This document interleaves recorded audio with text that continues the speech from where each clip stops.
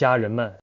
今天想跟大家聊一个最近在网上闹得天翻地覆的事儿，就是那个李新石事件。这事儿就像一颗投入平静湖面的巨石，激起的涟漪一圈比一圈大，把所有人都卷了进去，真的是让人心里五味杂陈。可能有些朋友还不太清楚来龙去脉，我先用咱们大白话把这事儿捋一遍。故事的主角，一个叫李新石的女大学生，在网上认识了一个乌克兰的电竞选手，叫 Zeus。 这 Zeus 是谁呢？他是玩反恐精英全球公示，也就是咱们常说的 CSGO 这个游戏的职业选手，在圈子里也算小有名气。网络这东西就像一根无形的红线，有时候牵的是缘分，有时候可能就是孽缘了。俩人你一言我一语，隔着屏幕聊的是热火朝天，感觉就像找到了灵魂知己一样。但问题的关键是，那时候的李新石不是单身，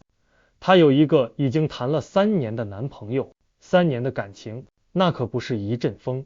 是无数个日日夜夜的陪伴和点点滴滴的回忆啊。结果呢，去年12月，一个谎言像种子一样被种下。李新石跟她男朋友说，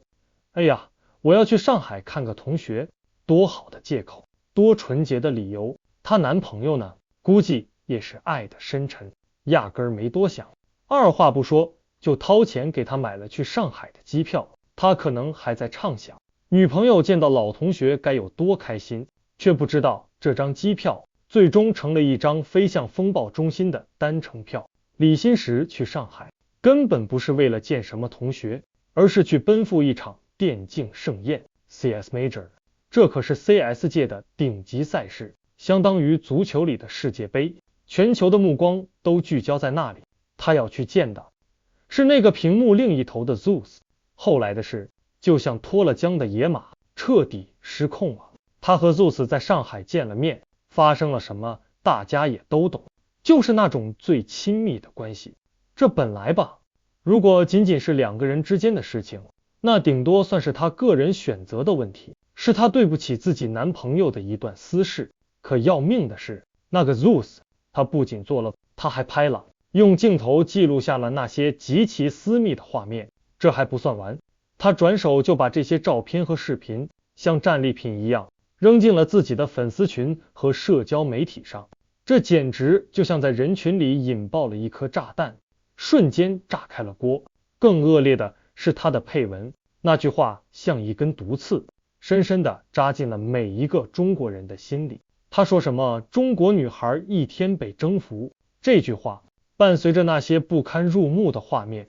像病毒一样在全球的网络世界里疯狂扩散。一个叫 Chinese Easy Girl 的话题，一个带着浓浓歧视和侮辱意味的标签，竟然登上了12个国家的热搜榜。视频的播放量达到了一个天文数字 2.3亿次。这是什么概念？就是说，地球上每几十个人里就有1个人可能看到了这个视频，看到了这个被恶意标签化的中国女孩。那一刻，李新石这个名字不再是一个个体的代号，他被强行和一个丑陋的标签捆绑在了一起，成了一个被全球围观的符号。事情闹到这个地步，学校不出手是不可能了。大连工业大学很快就发了通告，说他的行为严重损害了国家和学校的声誉，依据校规直接给予开除学籍的处分。而那个始作俑者 Zeus 呢，眼看事情一发不可收拾，才不痛不痒的出来发了个道歉信，说自己没说过中国女孩是 Easy Girl 这种话，还否认自己结过婚，试图把自己摘得干干净净。这种道歉，你看多么苍白，多么无力，更像是一场危机公关的表演。现在网上的声音分成了好几派，吵得最凶的就是李新石的行为到底算不算有损国格，学校开除他到底合不合理。这时候，一些所谓的意见领袖，比如胡锡进就跳出来了。他的那番话可以说是精准地概括了所有为李新石叫屈的人的观点。他们说什么呢？他们说，只要视频没爆出来，李新石就没错，就算视频爆出来了，那也是 Zeus 的错，是传播者的错，他犯的错无非就是背着男朋友和别人发生了关系，这属于私德范畴，怎么也上升不到有辱国格这么高的高度吧。听起来是不是好像有点道理？但我觉得持这种观点的人，要么是天真，要么就是揣着明白装糊涂。他们完全忽略了一个最核心的问题，那就是事件的性质已经变了。当那个带着侮辱性标签的话题冲上全球热搜，当那 2.3 亿的播放量变成一个冷冰冰的现实，当无数的外国人在键盘上敲下对中国女性的嘲讽和歧视时，这就不再是李新石一个人的私事了，它已经演变成了一场伤害了整个群体的公共事件。大家要知道 Easy Girl 这个词，它不是一个中性词，它背后是长久以来一些西方人对我们根深蒂固的偏见和歧视，就是因为有那么一些害群之马，让这个肮脏的标签像牛皮癣一样贴在了中国女性的身上。而李新石在视频里的行为，不管他本意如何，客观上他成了外国人手中最好用的素材，成了他们印证你看中国女孩就是这样的活生生的证据。这时候的李新石，他既是隐私被泄露的受害者，同时他也无意中扮演了一个不光彩的角色，让全体中国女性的形象都因此蒙羞。真的，有条件的朋友可以去外网看看那些评论区，看看那些不堪入目的言论，你就会切身感受到那种被误解、被侮辱的愤怒和无力感。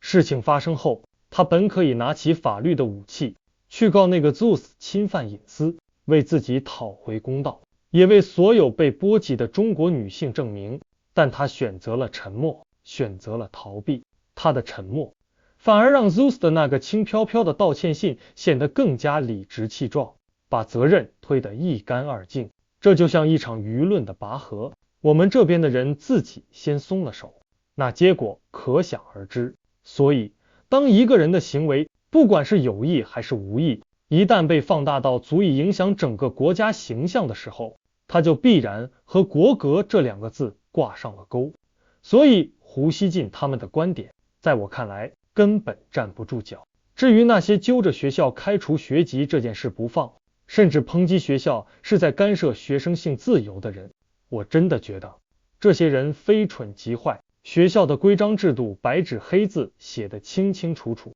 有损国格，校誉者可予以开除。你不同意，你觉得不合理，可这是人家的校规，是所有学生入校时就应该知晓并遵守的契约。一个成年人要为自己的行为负责，这难道不是最基本的道理吗？此刻我脑海里突然想起了钱学森老先生曾经说过的一段话，他说，想要瓦解一个民族，只要抽掉男人的脊梁和血性，拿走女人的廉耻和善良，社会风气坏了，几代人也难以修复。经济落后了，我们可以用10几年去追赶，但如果整个社会的风气垮了，那种价值观的崩塌，那种精神上的堕落，可能需要几代人的努力才能慢慢修复回来，这代价实在是太沉重了。好了，我今天就讲到这里，谢谢各位。